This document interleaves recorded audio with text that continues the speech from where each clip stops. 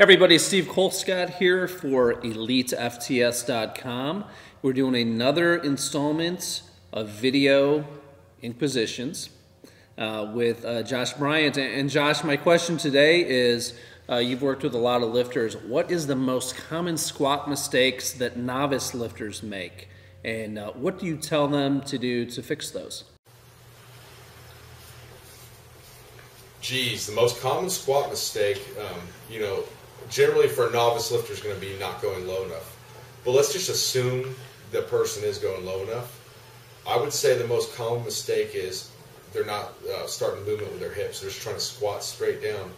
And what's weird about that is when you squat, just to sit down on a chair or something, you actually sit your butt back, but then all of a sudden when you get weight on your back, it's like people think it's going to be different and just going straight down. So a lot of times what I'll do is just have them, squat on a box without even any weight, just get used to sitting back, and that generally is going to take care of the problem. So, a lot of times it's not going to be with any kind of like technical problem.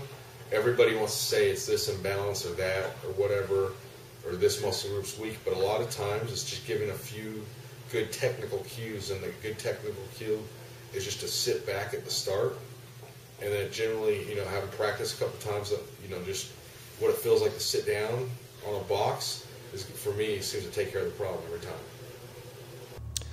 And as a lifter gets their form down and the weights start to climb up, new things break down in the form. So with a more seasoned intermediate lifter, what type of things do you see fall apart in their form once they have some heavy weight on their back? With a more seasoned lifter, generally the problem squatting I'm going to find initially is not so much like a technical cue. Let's say they have their technique pretty good. It's not performing the squat in a compensatory accelerations technique style of training. What that means is you're performing the rep, putting maximum force in the bar. So as your leverage improves, you compensate by accelerating or putting more force in the bar. You think about it, if you do a set of 5 in the squat with 400 pounds, the hardest part of the squat is going to be out of the bottom. So initially, you might be producing, 410 pounds of force to get out of the bottom of the hole. Then as you come up, you're capable of thinking of how much you can quarter squat. You might be able to quarter squat 700 pounds, but when you come out of the hole, it's hard to produce the force to come out with 400 pounds. But at the top, as you climb up, and you could be doing 700 pounds, you just kind of set the brakes on and go in cruise control. So obviously without, getting hurt and hyperextend your knees or something like that, you want to continually accelerate the weight and produce more force.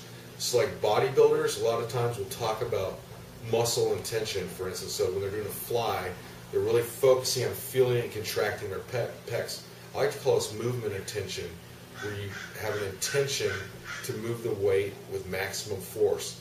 Because you're going to get a lot of benefits of the heavier weights, recruiting your high threshold motor units by producing more force rapidly with sub-maximal weights in a compensatory acceleration style. So even with a sub-maximal weight or a maximal weight, you want to attempt to lift that, because you'll get the benefits of the speed training with the maximal weights as long as your central nervous system gives the intention of producing maximal force.